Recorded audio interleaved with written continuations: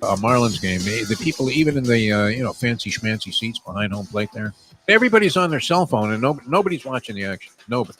Our friend George was asking how much would they pay you? How much would they have to pay to go to the game? And I laughed. I said, Defo used to go regularly. It's a good ballpark from viewing. Yes. The problem is crossing into Dade County. I mean, as soon as you cross into Dade County, the driving tactics are altered completely. It's like Formula One versus NASCAR from Broward to Dade. Is it bad that I feel more comfortable there? Like I was there Saturday. Yeah. Just driving like a loon. And it's accepted. I spent much time there, trust me. Like I get into Broward and I have to like control myself. And it's not like Broward's perfect. It's still South Florida, but it's no. I mean, the drivers are awful. Probably. I mean, you would hear this in every city. Oh, man, nobody drives like no. Miami's great. Miami, you can do like the stuff you would get honked. You don't know at. if the guy next to you is passed away and is at the wheel. Like literally Weekend at Bernie's. Like you pull moves anywhere, even in Broward. Like you cut someone off the middle finger, and I'm like, dude. Oh yeah. I didn't even do anything to you. But if you drive Miami like a lunatic, no one even notices. They're like, that's normal. Very normal, yeah. I mean, the rules are suspended there of any kind of road etiquette. That's for sure. They don't honk. Tires are flying out of nowhere, even though they didn't come off any car. People are dropping stones from the bridges.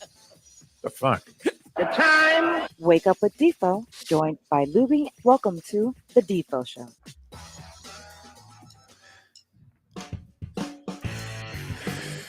Actually, we have to begin today by congratulating the Miami Marlins for getting their first victory as a minor league team. No, they've been a minor league team before, but never quite to this level of, just absolute insanity, where they just traded everybody the other day. Now, that was fantastic. All right, welcome to the show. Good to have you guys with us on a Thursday. We're going to do a trivia challenge today. We got Dave Gurggles Gergely lined up. And that's always a lot of fun. Lubie has been imploring people to call in that have never played the game before, which is fine. Look, you're always hoping for that in this business. The talk show business was weird because it was sort of commonly put forward that the audience of callers consisted of maybe 5% of the people that listen to the show would ever call a show. Yeah. So that if you got too heavily involved with certain callers or whatever, the other 95% of the people that never call a show, eventually they would just get sick of the guy. I mean, that was sort of the whole idea behind a chronic. But I didn't have that problem because the people were calling in were part of the show, part of the fabric of the show, Yep. I thought. Yep. And yet, so it wasn't uncommon to hear from the same people, right? You would have a talk show. It was very popular. Maybe on a given day you take 20, 25 calls, and of those it was part of a rotation of maybe 50, 60, 100 people that called in out of the supposed thousands that were listening, Lubie. How many people do you think were actually listening to these shows? I don't know. Ratings were always a cockamamie thing. Yeah. I don't know what they represented exactly, and it was hard to believe that any of them were accurate when, as we've said many times, you would go from one ratings period and have a number, say like a big number was a 6 share. Yeah. And then in the next ratings period, you would have a 3.2. The program director would be looking at you and calling you. And now we're going to have daily meetings after every show. We're going to fucking get together and we're going to figure this thing out. There's nothing like somebody that scrutinizes every word of a rambling radio talk show host. Let's face it, it isn't geared towards that. It's not that refined of a discipline, is it, Lubie? I mean, it's better if you're just winging it. Yeah, some people did write a lot down ahead of time locally and nationally, and I thought that was the stupidest fucking What good did it do them? None. Their shows were boring as fuck. I mean, Jim Rome. Because you knew what the guy was going to say. Yeah, Jim Rome, I mean, he made a living off that. Pretty handsome, right?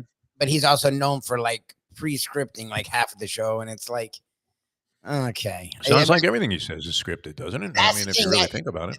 It makes a lot of sense as to why he got famous because of his callers, because it wasn't him. Yeah, because it was boring as fuck with that phony delivery. What are you talking about? How is this guy making like $5 million a year while we're here starving? It's amazing. Maybe there's something to be said for it, Libby. Sometimes you have to look at the other side. I don't know that you ever want to give into it, right? I mean, maybe you're thinking, geez, I should join these MAGA Republicans. Maybe they're on the right track here.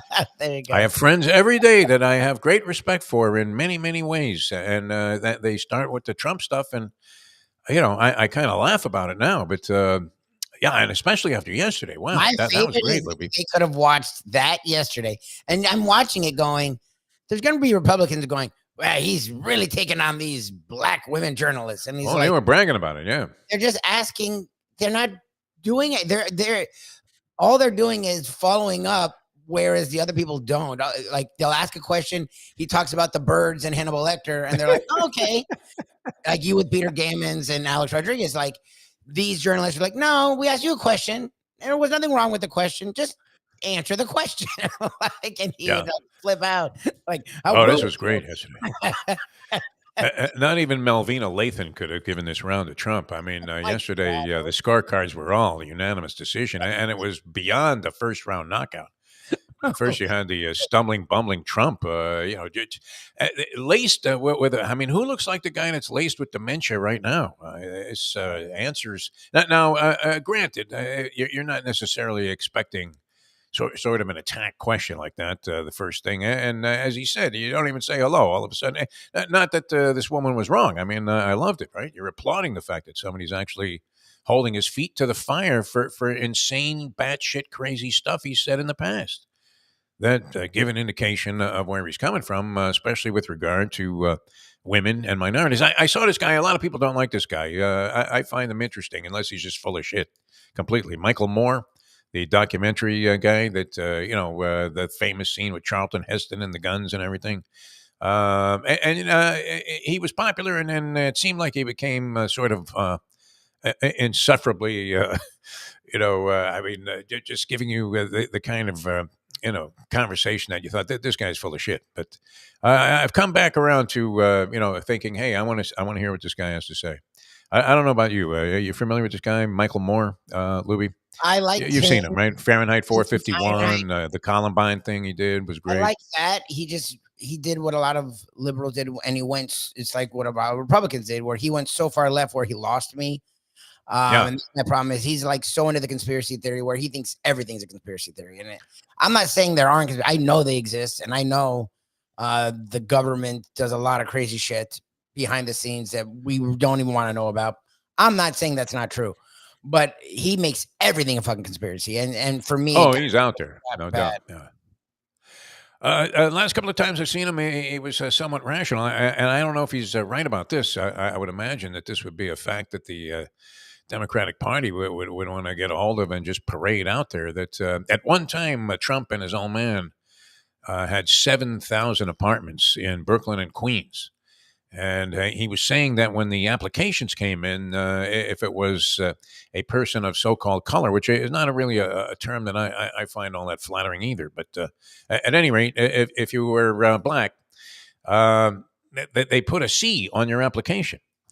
In other words, I mean, even going back to being as Stone Age as you can get with this equality issue, and essentially it said, "Hey, colored person not going to get an apartment."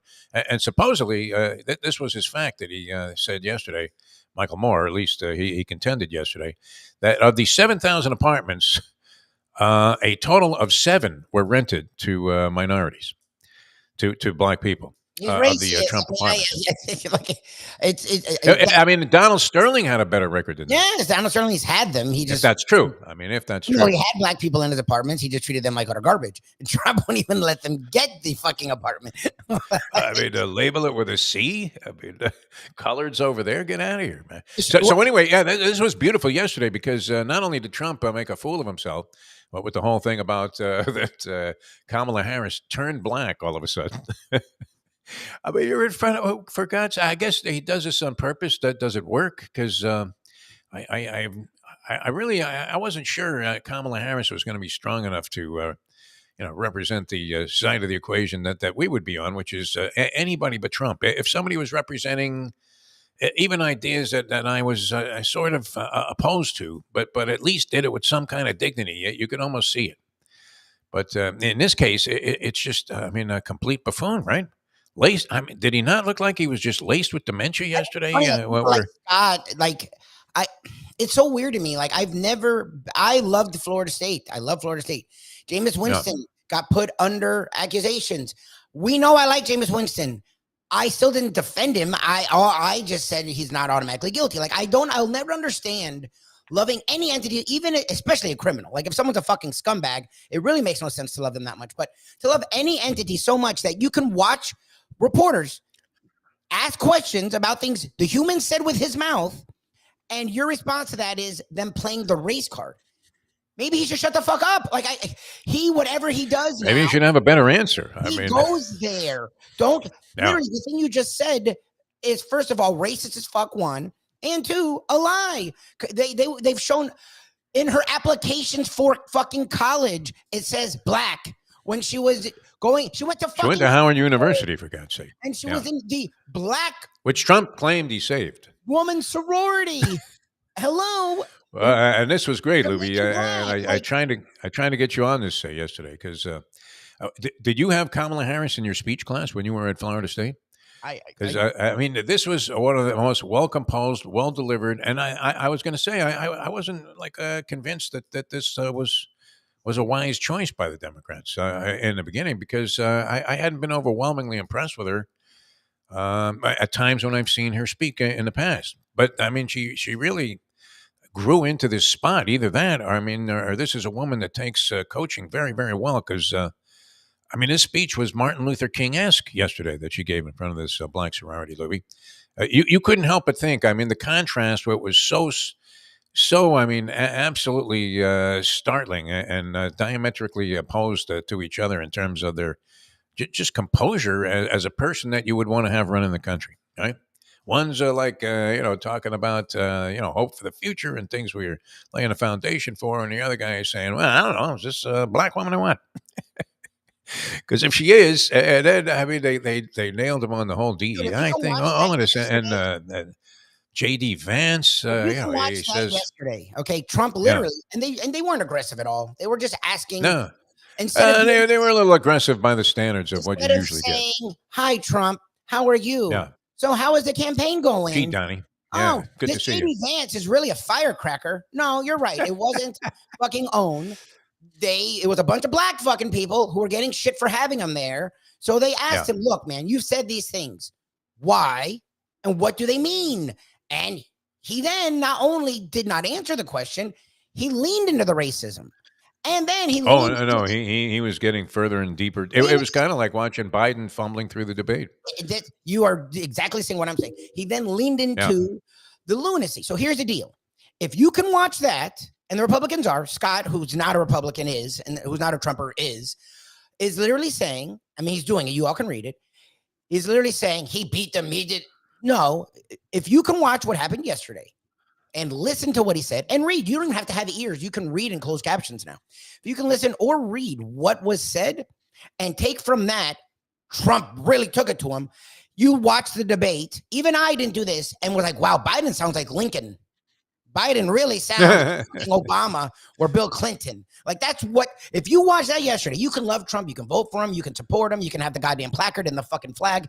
If you watch that yesterday and say what Scott is saying with his fingers and words, you fucking lost your mind because I watched the Biden debate. People do. I mean, and all that. And you guys gave me shit for it. But even I said he looked like shit. He sounded like shit. He looked dead to the world. This was as condemning and damning a performance as you could have. It's a bunch of black people, Scott. If logic was being applied. It's a bunch of fucking black women. What did Donald Trump think was going to... Every time he speaks now, all he does is be racist. You guys can say it's not. It's fucking racist. Every time he speaks, he's fucking racist. He's in a room full of journalistic black people. What did you think they were going to do? Talk about the fucking 1980 Yankees? Like, what are you doing there, man? Like, come on. Like, he walked into that room knowing what was going to happen. He had to know, that he was going to have to come up with something better than that. I mean, there was nothing. There is no justification for most of the stuff that he said. That's the problem. So to ask him to qualify it or quantify it or whatever, in any way that was going to look more flattering, is an impossibility. It just it can't be done. But what? I still am not convinced. I know the wave of momentum is there, but if you saw the two people yesterday, as I said, I mean, you could be Chuck Giampa, you could be Dwayne Ford, you could be Jerry Roth, any of the blind Vegas boxing judges. There was no way you could do anything but declare this fight over. It was Richard Steele time. I mean, just step in and stop it. All right, enough on that. We had some heroics yesterday, Louie. and some Olympic observations. I'm getting into it, but it's a lot to try and follow all at once, is it not, Lubie? Where I'm essentially watching the Olympics on two channels. Although, even though Mustang insists that we have Peacock, I can't access it for some reason. Is it because I need to put a special code or decode something on the TV that I'm watching it on downstairs there in the Defo Arms, I guess it would be. I have my own separate apartment here in this place. It's fantastic, and it's a great way to preserve a marriage. It really is. Separate bedrooms is good.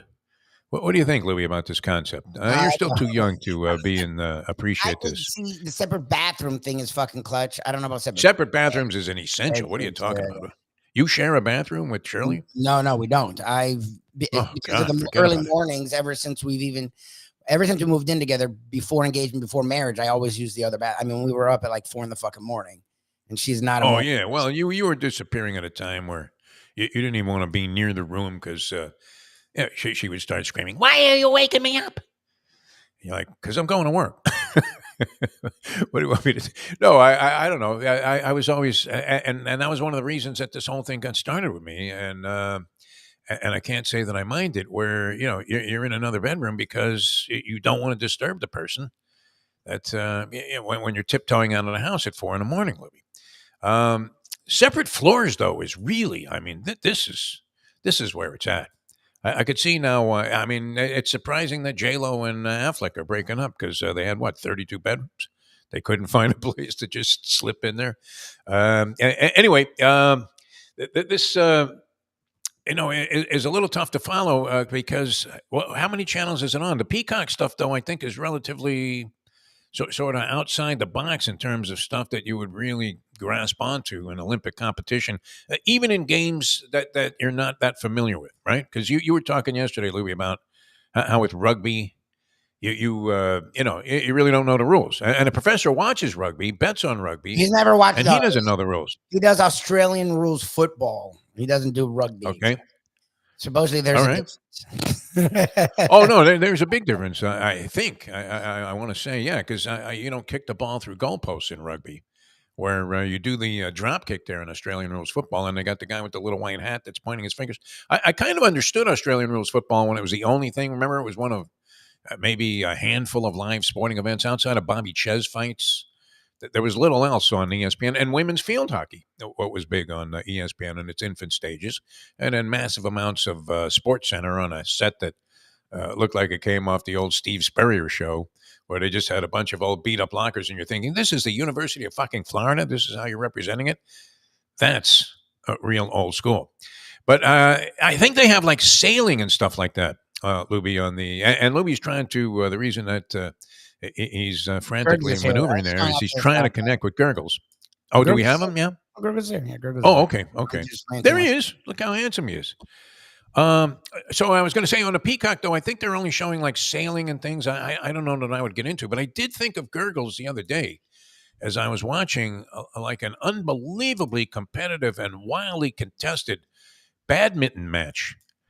And this was one hell of a physical badminton match, Gurggles. And I know you were like one of the more accomplished. Were you not the club champion at Schuler's for 18 or 20 consecutive years?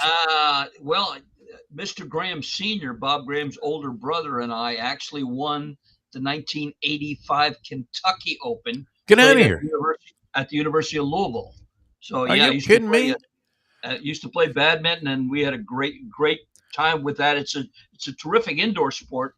The Malaysians and Indonesians have dominated the sport for years. But and now going back to Trump, I heard your discourse on Trump. Yes. Even though people call him a racist, he's picked up two really good black supporters, Kanye West and Bill Cosby. So that may help him get elected. I don't know. United for Trump. Yeah, no, that's great. So, all right, this game is weird, though. It seems like the cotton candy of tennis, where you hit the shit out of the thing, this birdie, as they call it. Oh, the badminton. And then it just dies at the net. It's weird. Because it takes off like it's going to really fly out of the arena there, and then the next thing you know, the guy's smashing it at the net for another winner. Yeah, it travels over 100 miles an hour, and just like the late great Bobby Riggs used to do, and some of the dinkers, you can hit some cut shots where it looks like a fastball and ends up like a changeup and just goes right over the edge of the net. It is a terrific sport to play, much less appreciated by people who have played it with hot dogs in the backyard. Yeah. Yeah.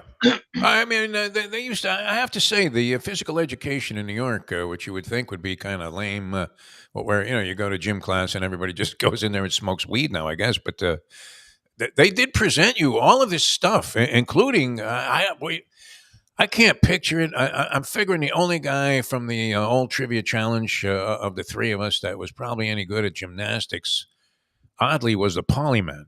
Yes. Polyman on still rings, polyman with an iron cross, polyman doing one of those things where you're perpendicular to the ground and your arms are spread out and you're still holding these things and they're not even fucking moving. It's unbelievable. But were you any good when they broke out the apparatus? And did they do that? I don't know. Did they do that in your high school gym class, Lubie? Did you try this shit? Class. I think the first time I did the pummel horse, when I sprung off the board, I hit it right into the horse. Yeah. No, it's a good way to delocate one of your genitals. Okay. Anything? I mean, team handball. I was watching a little of that. I'm not sure that I get that game. I mean, it looked exciting. The crowds have been amazing for all of these events. I even watched a little fencing yesterday. I could see you being good at that, Gurggles. No fencing. No, but Paulie was really good at fencing. Yeah, fencing in Brooklyn. The other kind of fencing. That's what I thought it was originally. Yeah, I figured we would be seeing like Vito with a bunch of watches. All right. Any observation? I mean, we had this Katie Ledecky thing. I was going to allude to that real quickly here. The woman won her 8th gold. 2 weeks from today, I will actually be at the spa, and I'll be in touch with Mike because, like we did a few years back, if this guy's computer is set up, I'll do it right from his living room before we go to the track that day. Oh, cool. Yeah, wow. Right on Bern, New York, right on the lake, a beautiful spot. I'll have a Perdomo cigar with me. So if that works and he's got a camera there, we'll do it right from there. I'll keep Mike in the loop. So, I don't know if you're friends with the great Frank Miramonte, speaking of Saratoga, on Facebook, but he had posted, I guess the local newspaper did one of these Q&As with him, a profile on Frank, and he was talking about how he is, and this is really strange because if you look in the back of his car, it doesn't matter. I don't know what kind of ride he's, sporting today. Back when that car got repoed out of the parking lot at Hialeah, it wasn't such a fancy vehicle, but he'll have like 12 pizza boxes in the back seat of his car. It's very Mayo-esque because that's all he eats. He's a vegetarian that only eats pizza, and he was talking about this, and then he had to name off a bunch of his favorite pizza places, which he is a connoisseur. I will definitely say hello to him when I get up there. And the other night, I thought of you. I called a lady friend of mine who's an avid tennis player. I don't know if you had a chance to catch it. It was on PBS. It was McEnroe versus Borg in the Wimbledon days. That's the best. And they interviewed each of them now and their recollections of the matches they went through. It was spectacular. I didn't see that, but I'll be sure to look for it because I love that sort of stuff. It's always great. It was called The Kings of Tennis. Kings of Tennis. All right, Gurgs. We're going to get set for the game here, and you want to take a quick break, Lubie, or wait? We'll wait till we get a couple of players in. What do you think, Lubie? I was going to say we can start now, but we can go to a break if you want. All right, let's go ahead and start this thing out because we want to get in the mood, and we're not sure, but we may connect with our good friend Sean Devaney of Heavy.com is where he currently is hanging his tack. And he, of course, is a basketball expert, which, I mean, Gurggles, you could have made a better 3-on-3 team player than Jimmer Fredette at this stage, no? Who assembled this team that we're losing every game and not even looking particularly, I mean, which Barry is that's playing? Is that his grandson? I don't know. He shoots the underhand free throws, so I'm assuming he's part of the Rick Barry clan. And Jimmer Fredette and two schmenks I never heard of. We couldn't get any better than that. Come on, Gurgs. Don't you want a big man if you're putting a 3 NBA leagues? Definitely. I don't know. Yeah, you would think so. But 3-on-3 was especially because I like to pass the ball as well. Yeah. And if somebody moves without the ball, that's how you win those games. Well, and they have a 12-second clock, and you would think that wouldn't you be happy to have had a 7-footer? Even if it was, Tom Burleson, you would want a 7-footer on your 3-on-3 team all day long. And they have all of these guys that look like they're 6'4" and they can't shoot. It's incredible. All right, let's get into it. The trivia challenge. Dave Gurggles Gergely going to put the questions out there. You can dial us up if you want to play. 954-417-0070. 954-417-0070. Lubie's going to be taking your telephone calls. And the winner today gets a Landlubbers gift certificate where Lubie will be tonight with what is the standout live trivia competition anywhere. It may be fair to say anywhere in the country, maybe even around the world. Certainly here in South Florida. So that's happening tonight at Landlubbers. Lubie gets underway, 6:30, you said, right? 6:30, yes, sir.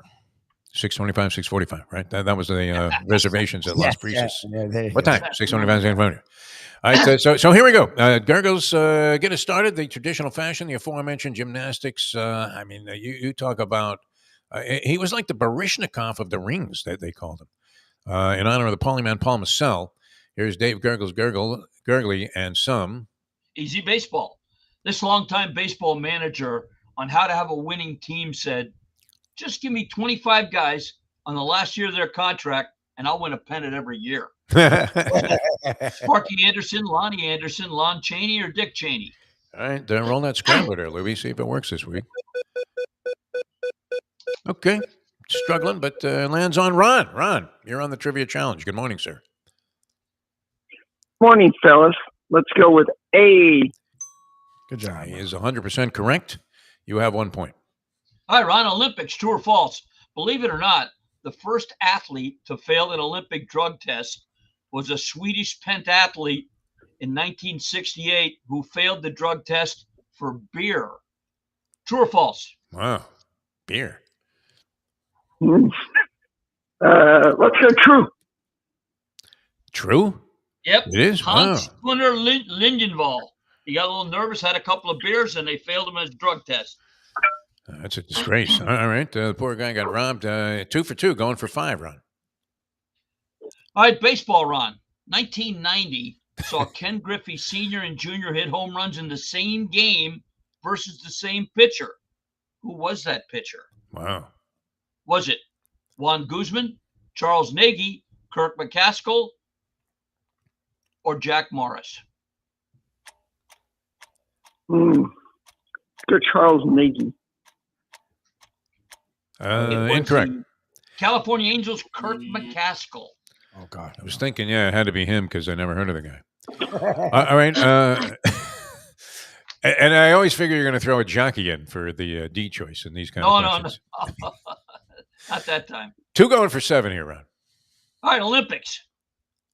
Which country boycotted the 1980 Moscow Olympics along with the USA? All right, Was it England, China, Poland, or Israel? Oh, man. Oh, boy. Let's go Israel. That's what I would say. That's a logical one. Believe it or not, it was China. China? Yes. It was in unison. Wow. Oh, Our relations have changed.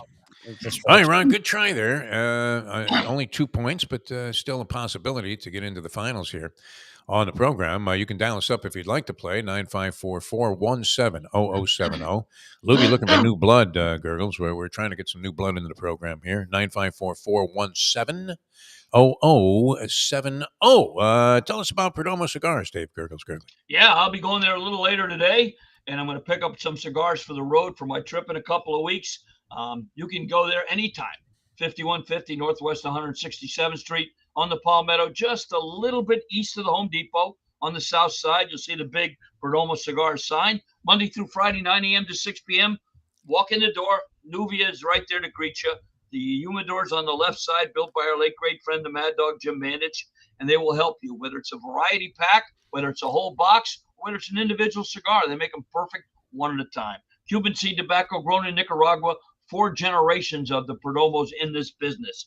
Me, I'm going to pick up some Lot 23s and then some champagne for my friends up in upstate New York, and we will enjoy them sitting right outside the Jocks room at Saratoga every day. So pick some up today yourself, or 305-627-6700 is the number to call. Let's say you say, Dave, I'm not going to be able to get some till Saturday or Sunday. Well, their family businesses are closed, but go online, www.perdomocigars.com, to find the retailer near you that sells these great cigars. So today, tomorrow, or whenever you can, put something great in your mouth with a cigar from Perdomo Cigars. No horses or anything to watch coming up over the weekend? We usually have a second spot. I'll give a horse then. Okay. All right. Sounds good.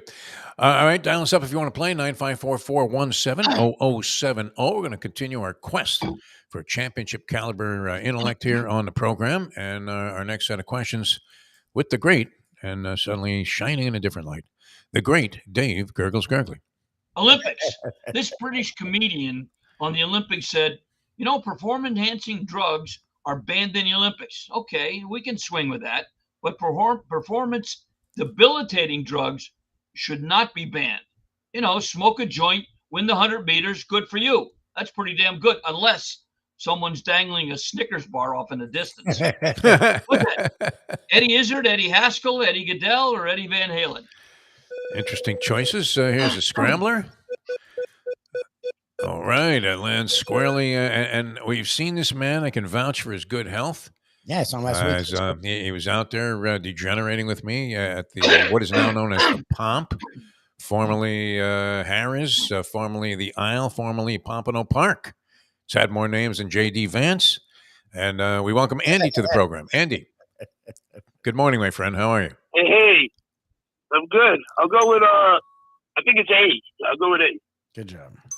Well done, Andy. What do you make of this 3-on-3 thing, Andy? I mean, I can't help but think of you as I'm watching this. It's a little strange the way this game is contested, no? The game isn't that strange. I mean, instead of winners out, they have losers out, and they get down the ball right away. But you have 12 seconds to shoot from half court. So if you have 24 seconds full court, it's only a few seconds left. You got enough time to set a pick and get a guy an open jumper. I can't believe these guys, the U.S. team, can't win a 3-on-3 game. I mean, it's impossible. We must have played a million. How many 3-on-3 half-court games you play in your life? Like, you probably played 100,000 half-court games in your life. No exaggeration. You get a guy, you get a big guy, you get two guys that can shoot. One guy sets a pick. Guy's got an open jumper for 2 points from. I mean, I don't know how they can't beat these guys. You can't find. Who are these guys? Who are the guys outside? Oh, go ahead. Yeah. No, I can't believe the team is that lame, and the game is really weird because I'm with you. I would want a 7'5" guy and two guys who could shoot. I do like the loss exactly. It's like Jimmer Fredette. I mean, come on. If he was chucking from 50 at BYU, then okay, I understand it. But the guy's finished. He's washed up. It's weird. They cut him loose from the team he was playing for in Turkey. What the fuck is he doing out there representing the U.S. of A? Very likable guy with a great story. All right, you have 1 point, Andy. You're in the game. That's the good news. All right, Andy, true or false? I saw you on Saturday. Until I saw Defo on Saturday, I was up for the month of July betting. And then I saw Defo for 2 days, and my streak of 196 consecutive losing months continued. Why buck the trend? Yes. True or false? We all know the winner of the British Open gets the claret jug for a year. Several golfers have done strange things with the jug. Among the strangest, true or false, was 2016 winner Henrik Stenson, who attached it to his life preserver while water skiing. True or false? The big Swede. I'll have to go on. Even you couldn't make this up. I'll say true. That's right. Wow. That's true. Yep. I like the logic there. Even you couldn't make this up. 2 for 2, Andy, going for 5. All right, Olympics. Who is the oldest female athlete to win an Olympic gold medal? Was it Eliza Pollock, Dodie Dyes, Margaret Hamilton, or Frances Bavier? Let's see. So it wasn't Opie's grandmother or aunt or whatever. So Frances Bavier is out. So who are the other 3? Eliza Pollock, Dodie Dyes, or Margaret Hamilton? I'll go with Margie Hamilton.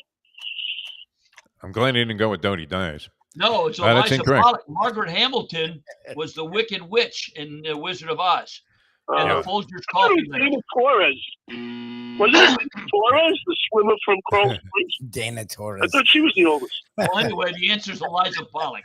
Got up an answer to the 3-point question. Dodie Dies here we was a proposition on Fear Factor, which caused the Polyman to lose, where his big fear was a late jockey change at the gate from Lafitte Pink Eye to Dodie Dies. And when that announcement was made, he passed out. That was it. I think she's the one that got in the fight with Dale Lynch. It could have been. Yeah, that very possibly could have been. All right, going for what do we got here? It's a 5-point question. 9-point question. Going for 7. Here we go. Going for 7. All right. Hockey. Believe it or not, the first Hall of Fame game played in 1962 for the NFL ended, not hockey, NFL football. The first NFL football Hall of Fame game in 62 ended in a 21-21 tie between the New York Giants and Washington Redskins, St. Louis Cardinals, Chicago Bears, or San Francisco 49ers. No, the Bears. That's what I would have said. No, it was the St. Louis Cardinals. Wow. Way back then. All right, excellent. That's tonight, too. Don't go too far, Andy. You might end up in the finals here. Anything is possible on today's show. That's for sure. Tonight, I didn't even realize that, Gurggles. Tonight is the Hall of Fame game. Yes. Which, is that an annuity for under players now? The over-under is a relatively mild 31 and a hook in this game. Now, yesterday, and I passed on this, Andy cashed on this. How could you not have taken 30 points with South Sudan after they had gotten within 1 of beating the American team? And for the life of me, I don't understand this either. How you can have that caliber of talent. I wouldn't care what 5 guys you put on the court. They should win by 30 points, no? And then they're messing with matchups, and Jason Tatum's benched for a whole game, and he starts the next game. Can you bruise the ego of these superstars by benching them as part of an Olympic team, or do they give a shit? What do you think, Lubie? No, I shouldn't have a problem with ego there. But I think it'd be bad. I wonder what kind of price you could have. What kind of price you think you could have got for making Bam Adebayo the high scorer for the team? Yes. That would have been a good one also. Imagine that. You're coming up with a lot of good shit here today, Gurggles. You're on your game. You're ready for Saratoga. All right, let's keep it going here, and we'll play one more guy, and then we'll go to the finals, even though we have nobody qualified for the finals. That kind of changes the perspective on things. It's kind of like the late entry of Kamala Harris into the presidential race, where you're thinking Biden was going down. He was not going to win this thing. The momentum was all on Trump's side, and now all of a sudden you got Trump backpedaling there. It looks like he's getting hammered by Manny Pacquiao in the corner. And you're waiting for Eric Morales' trainer to throw in the fucking towel already. Throw it in. All right, here we go. Next set of questions. Dave Gurggles Gergely. VP will pull him up. What was that? His VP will pull him up. Oh, yeah, no, that was great yesterday. He's not necessarily wrong about this. The vice presidential candidate doesn't really change people's votes very often. I mean, maybe you might be able to take down a state. I think what's going to happen, there'll be an attempt on his life, but not by a bullet. You're going to have Eartha Kitt and Julie Newmar, the 2 cat ladies, and go after him. I like the people that are putting online, send your cat litter. Don't send your cat litter to this address. And it's like the guy's address. He's had 4 different names. Well, what is Trump babbling about Kamala Harris for? Where J.D. Vance, you don't even know. I mean, you call him by 5 different names and he answers to all of them. It's great. All right, here we go. Next set of questions. Dave Gurggles Gergely. Boxing. This journeyman fighter assessing a tough opponent said Ernie Shavers is so tough. How tough is he? How tough is he? He could punch you in the neck and break your ankle. What's that, our buddy? Randall Tex Cobb, Tex Antoine Walker, or Chet the Jet Walker? The Acorn Man, Ernie Shavers. All right, here's the scrambler, and it lands on Mike. Mike, you're up next on the Trivia Challenge. Good morning, sir. Good morning, eh? Right on the money again. Everybody, it's like they all cashed on South Sudan, plus 30 yesterday. 1 for 1, going for 2. Hoops, Mike, true or false? Believe it or not, Bronny James just signed an endorsement deal with Ancestry.com to do a commercial with his dad as a walk-on. True or false? I'll say true. Sounds good, but you're due for a story. Yeah. Okay. Yeah. I think we sniffed that out. You did not, Mike. So you have 1 point going for 4. All right. Olympics. No, Olympics. The dream team of 1992 men's basketball team scored over 100 points in each of their 8 victories on the way to the gold. Who was the only team they defeated twice during that run in 1992? All right. Was that Croatia, Spain, Lithuania, or Puerto Rico? What was the last one? Puerto Rico. Puerto Rico. I'll say answer number C. C. C. Was not Lithuania. No, it was Croatia. They beat them 103-70, and then in the finals, 117-85. Very good, sir. All right, right. 5-point question coming up. 5-pointer coming up. Yep. No, he has his Here we go. 5-point question coming up. Who was the last team in the NFL to make their initial appearance in the Hall of Fame game? Jacksonville Jaguars, Carolina Panthers, Baltimore Ravens, or Houston Texans? Baltimore. Baltimore. Yes. Wow. Yes. 2018. Nice pull out there. We have a championship caliber player, and we're going to decide the outcome here in just a sec, as Lubie will run the spin-off there between Ron and Andy, see who makes it into the finals. Weird, And Andy. Andy made it. Andy, all right. Oh, Good. sorry, Ron. Right, well, while Lubie sets that up, Gurggles, tell us one more time about Perdomo Cigars, and then we'll come back after a short break. 305-6700, the number to call. 5150 Northwest 167th Street, the place to go. They make them perfect one at a time. They buy them factory direct right there. Last time I went in to see everybody. They were all unloading a big tractor trailer of cigars that had just come in from Nicaragua. You can get a mild cigar, a Maduro wrapper, whatever you like. They make them perfect for you. Today, I have a Perdomo horse for you, but I had about 1.5 inches of rain at Saratoga yesterday. The forecast is for clear skies today. I'm assuming they're going to leave only the feature on the grass. If they do, our buddy Charles Appleby has a horse in there called Eternal Hope, 5-2 morning line. I think he might drift up to around 3-1. Looks like a pretty good value in a short field. So I'm not one to pick favorites, but my favorite is Perdomo Cigars, and it should be your favorite too. Eternal hope. That's what we all need. Just eternal hope, Gurggles. We've had that. Did I mention the word syndication anytime recently? Vindication, yeah, but not syndication. I don't know about vindication. I don't know if we ever get that. All right, here we go. We're ready for the finals here. This is for the championship, the Landlubbers gift certificate, and the distinction of being a champion on the trivia challenge here on the Defo show with Mike Lubie Lewitz and one Dave Gurggles Gergely. Gurg's going to fire off the question. Call out your name if you want to answer right away. Nobody answers right away. We offer multiple choice. First person to call out his name gets first chance. We go back and forth until we have a winner. By the way, I don't know that I've seen more replays in a sport than you have in fencing. Every single move is a replay. It's nuts. They ought to just let them do it and then watch after and give you the score. It would have been great. Saved a lot of time. All right, here we go. For the championship of today's edition of the Trivia Challenge, here's Dave. Good luck, guys. Olympics. What significant feature is included in the Paris 2024 medals given out at this Olympics? All right, here are the choices. A, part of the medal is embedded hexagon-shaped tokens of scrap iron from the Eiffel Tower. B, part of the medal is from the Maginot Line from World War II. C, scrap iron bits from the ships at Normandy. Or D, parts of the St. Patrick's Cathedral retrieved from the fire. Oh, Jesus. I believe I know this one. Mike. Anybody? Mike, what do you think, Mike? Mike. A. A. Yes, the answer is always A. That's it. Yeah. Yep. Nice. Embedded hexagon-shaped tokens of scrap iron from the Eiffel Tower. Of course, the Maginot Line was the famous line they built with the guns that refused to turn around in cement during World War II. I thought you said the vaginal line there. Yeah, I wasn't sure where you were going with that.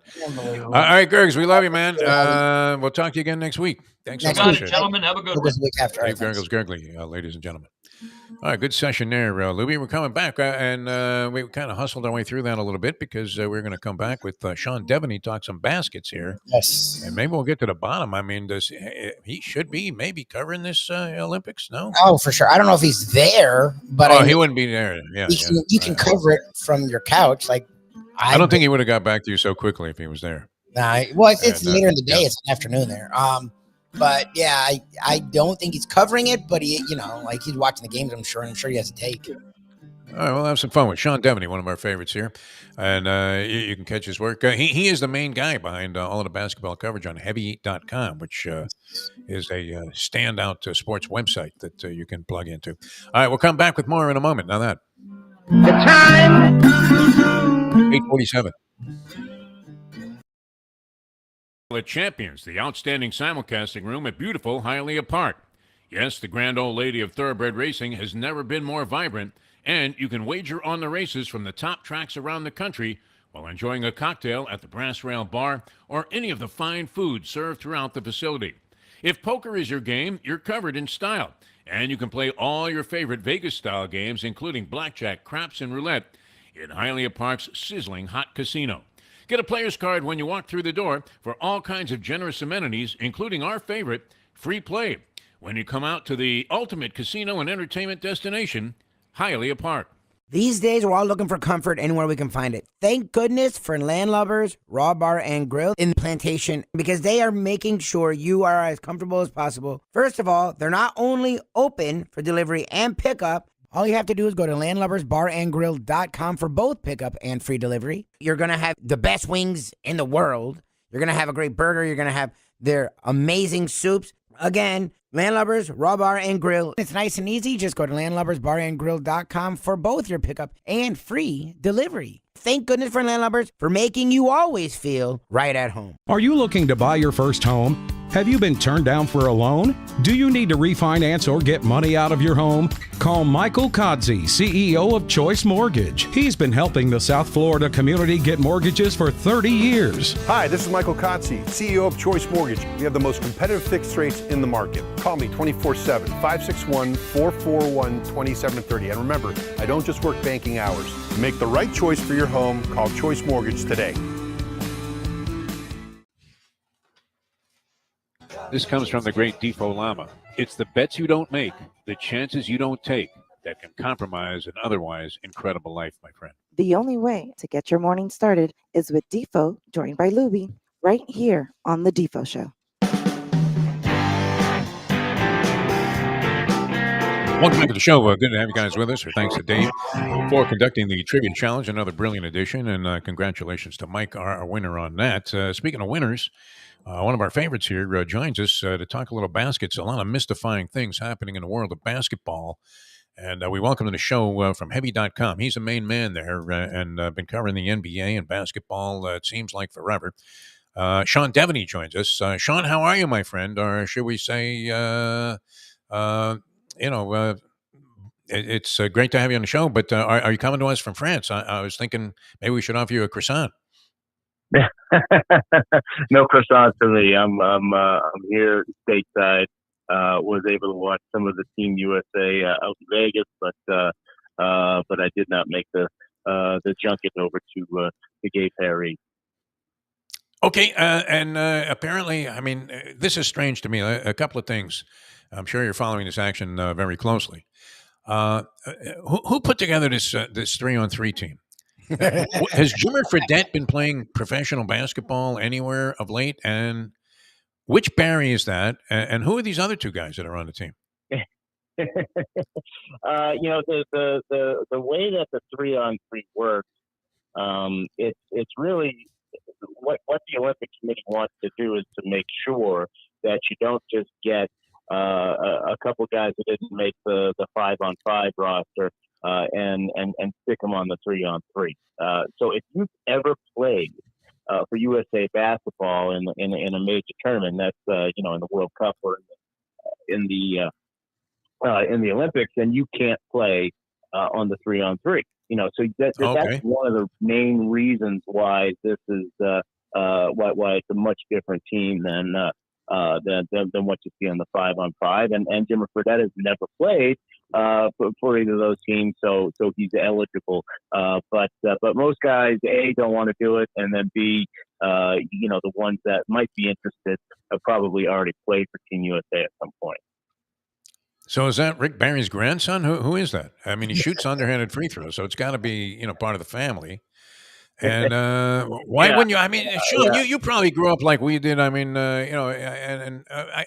we were just talking to a friend of ours before on the show, and he was saying he probably played like 100,000 3-on-3 games in his lifetime, which that was the predominant form of basketball that I grew up playing.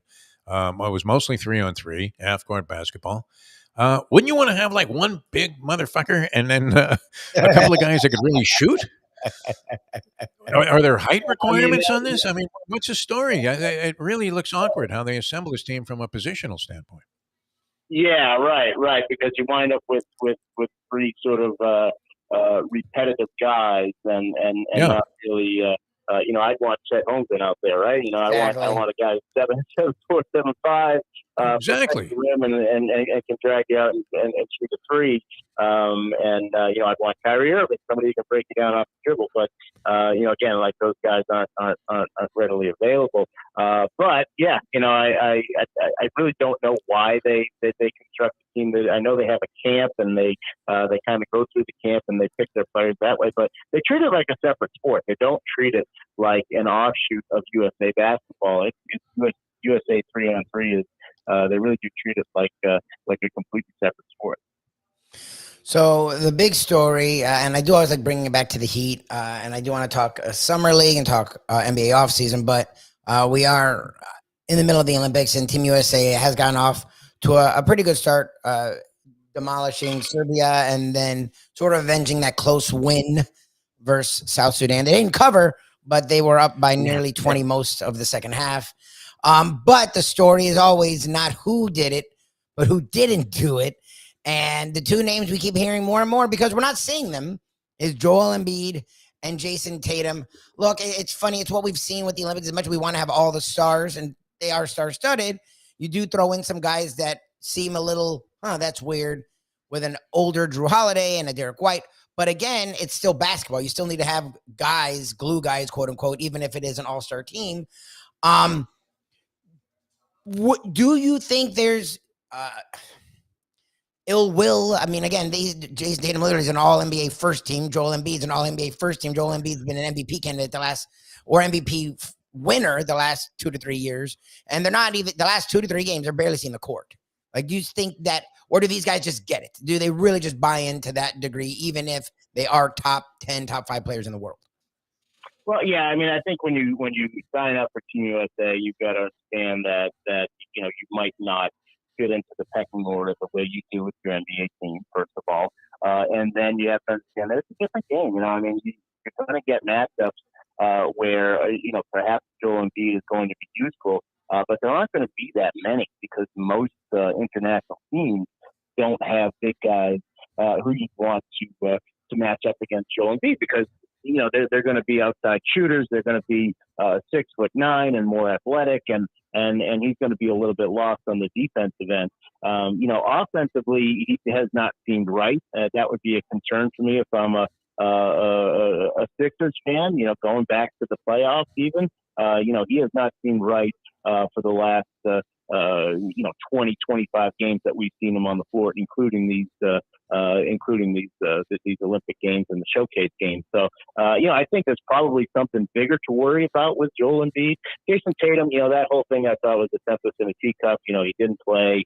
Big deal. They won by 26. He comes out, he starts in the second game. But, that's one of those things where, you need something to talk about on ESPN. So talk about it and not see him for over and over and over. But the Embiid thing is a little bit more concerning because there does seem to be something wrong with Joel Embiid, and that goes back to the season. There had to be taps blowing for bookmakers all around the world yesterday. Getting 30 with South Sudan, that seemed like a gift after they got within one in a game that you thought was going to be a little more than a showcase Globetrotters, Washington Generals type of outcome. So they were pretty impressive. All right, Sean Devaney with us, Heavy.com. Who's winning the off season? Nick fans already have their hands around the Larry O'Brien. They think they did it. Other teams, seem to make some advances of significance. We got a lot of players that got a boatload of money. Who, in your opinion, is winning the off season so far in the NBA? I would say it's probably Oklahoma City at this point. Some of the moves that have been made. You can find a negative to go with every positive there. We talked about Embiid. The Sixers get a lot of attention as a team that won the offseason for getting Paul George. But take a look at Paul George's performances in the playoffs, and we'll see. That's not going to be decided until May and June. And my guess is that we'll see the Paul George who flopped so many times with the Clippers. So I'm hesitant to call the Sixers a big winner just because they got the biggest guy on the market. Mikal Bridges, a very nice addition. I still wonder with the Knicks. Okay, what do you do with Julius Randle? He does not fit there. That's going to be a problem. They're going to have to figure that out. And they seem to have kicked that can down the road. So that's a big thing with them. But I think the Thunder just addressing the needs that they had. They needed another big guy. They go and get Isaiah Hartenstein. They definitely overpaid him, no question. I think it was $80-something million for 3 years. It's quite a lot for a guy of his caliber, but that's what they had to do to get him out of New York, and they had the money to spend. So they get him. And of course, I think the Alex Caruso trade was brilliant. That fits them perfectly. So I think in terms of real advance, I think that the Thunder are the team that really got themselves better without any question marks, without any asterisks like you see with the Sixers or the Knicks and the moves they made. I always do like to put the Heat in there, and I know they haven't made any big moves the last 3 or 4 years, to be brutally honest, in the offseason, and they've fallen back in the pecking order. And people are sort of wondering what if they'll do anything. But I do find it interesting. The big move was a move that hasn't happened that people were sort of speculating with will he, won't he, Jimmy Butler be moved? Will he, won't he, Jimmy Butler get an extension? And it seems like both sides have just said, no, we're going to play the contract out and then go from there, and either he'll resign or go somewhere else. To me, it's interesting because I find that as not the worst strategy for the Heat. I know a lot of people think, well, you could lose Jimmy Butler for nothing. I mean, at the end of the contract, he'll be 36. And the body of a 48-year-old, the way he's played basketball and who he's played basketball for, literally playing for Tom Thibodeau twice in his career, and then going to Miami and playing all-out basketball for the Heat as well for the majority of his time here. But the thing with him the last few years has been, as weird as it is for a guy like that, motivation. The last 2 to 3 regular seasons, he's really played the kind of number of games you wouldn't think from a guy that's supposedly Mr. Competition, supposedly the guy that will call out anyone at any time in any open gym. When you look at the Heat situation with Jimmy Butler, do you think it's a dud, or do you we're going to see more of what we've seen from Jimmy Butler and then he still could leave? Or do you think what a lot of people in the Heat organization think, you could see a super duper motivated Jimmy Butler, which is exactly what the Heat sort of wants? Yeah. I mean, that's what they're banking on. He played 6 games last year, of course, missed the playoffs. And, when he did play last year, he was good, but there was definitely something missing in terms of that push, in terms of, his desire to win the way it compared to where it's been at other points in his career. So I think at this point, at age 34, coming back, he'll be 35 in September. He's really in a position where if he wants another big contract, he's got the player option for $52 million. If he thinks somebody's going to pay him, $55 to $60 million a year, he's got a lot to prove because he's not getting younger. And if the injuries persist and kind of the slow decline, I won't say he dropped off a cliff or anything, but that slow decline continues, then that's going to be, he's not going to find that money out there. And that's one of the reasons, when you say that they came to an agreement that they wouldn't, the fact is that Jimmy Butler, if there was a team out there willing to give him $60 million a year and an extension this summer, he would have demanded a trade. He would have been out there doing that. What happened instead is they kind of surveyed the market and said, nobody out there is going to do this right now. So let's play this out and see if we can pump up the value. At worst, he opts in on that final year of his contract at $52 million to give himself another chance. So it's a big if for Miami, but no question that getting Jimmy Butler back and having him play 75 games, having him play at the level we're used to, this season's going nowhere if that doesn't happen. So you said you were in Vegas, so I presume that means you were covering the Summer League? Yes, that's right. Okay, so the Heat, and it is just Summer League. And again, I've been one of those people that don't put any stock into Summer League. But I will tell you, this is the most Summer League I ever watched in my entire life, because that Summer League team, for a Summer League team, was really fun to watch. I mean, they had 6 or 7 guys that I really feel like will be in the NBA. Not on the Heat necessarily, but I feel like they are NBA players. And a lot of time you watch Summer League, it's literally like watching one of these offshoot NFL, like professional football leagues.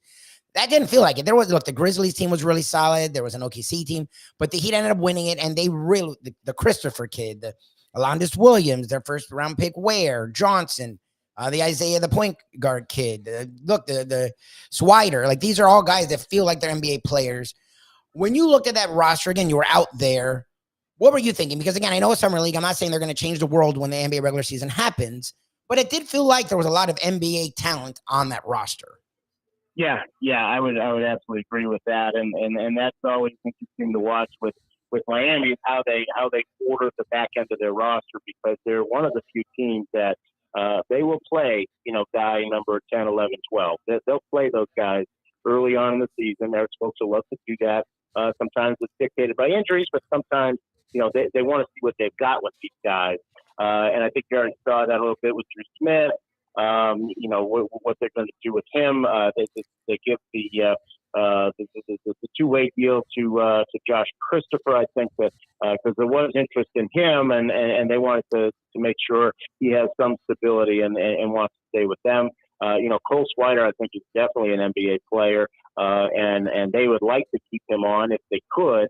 But if he gets another offer, he'll jump at it. But otherwise, you can see him in Sioux Falls. But yeah, there's a lot of guys on that team who are definitely NBA worthy. For not necessarily for them, but will be for somebody. So Josh Christopher, they use their two-way guys. So the fact that they put Josh Christopher on there, that indicates to me that they do plan on using him. Whether the other guys wind up making the team, I don't know, but I do agree with you that there will be some two-way players there, and there will be some guys who get opportunities with other teams. Those call-ups from Sioux Falls have to be doubly euphoric. I mean, imagine you're not only going to the NBA, but you're leaving Sioux Falls for Miami. Gosh, most teams have their G League teams very. Oklahoma City has its right in Oklahoma City. Chicago has its right in Oklahoma. I'm sure if you're playing in the Heat organization and you've got to go from Miami to Sioux Falls, you're thinking, why can't we do this in Fort Lauderdale? Exactly. Palm. I mean, you may as well send them a copy of the Gulag Archipelago or something for them to read on that plane getting there. That is like going to Siberia by NBA standards, I would imagine.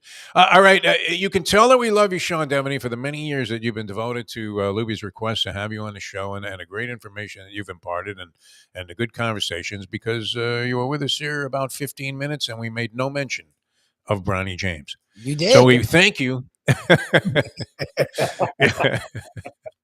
It wasn't like Donnie Boy sitting down in front of the National Association of Black Journalists yesterday. Right. Yeah. I thank you for not asking. Most important. Thanks, Sean. Always a pleasure. My friend. Thank you. Okay. Thank you. Sean Devaney, ladies and gentlemen. All right. Maybe that's why people don't mind coming on the show, Lubie, because we don't ask some hard-hitting questions. Yeah, the Bronny James thing is an unanswerable question, isn't it? I mean, unfortunately, it appears like the answer is somewhat obvious, but he's not good. Yeah, But I mean, yeah, as discussed as this player, not disgusting, but discussed as and talked about as this player was from an impact standpoint, I understand the story is a good one. All right, Louis, we will see you later today at Boca Raton. The restaurant not open at the time, though, which is kind of a weird thing. Trying to invite people out there to a closed restaurant. But Casa D'Angelo, Boca Raton. Yes. That could be some feast. Now, do you think Mayo did his usual schnorring thing with Angelo Elia? No, that said, well, you know what? Those prawns look pretty good on the menu. So, the guy's bringing out. They bring out what all they kinds want. of stuff. Yeah, they bring out what they want. We don't. It's not on demand by Mayo. No, they bring out what they want, and it's the one time we went, it was ridiculous. It's not like the numbers, like 20 dishes, but the dishes they bring out are very, very high level, very, very high quality, and they're very impressive. Oh no, everything there is wonderful. I mean, it really is.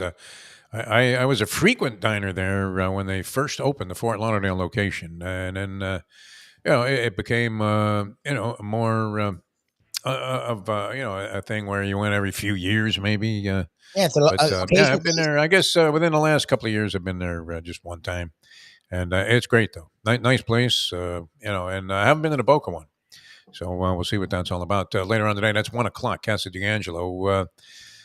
Did Mayo do a big bite with a meatball or something? No big bites. He did not. He was not doing big bites. Oh, he tried to show some actual etiquette. Angelo won't be with us today, but Angelo was literally sitting right next to him. So no, he did not do it with Angelo Elia sitting right there. Oh yeah, okay.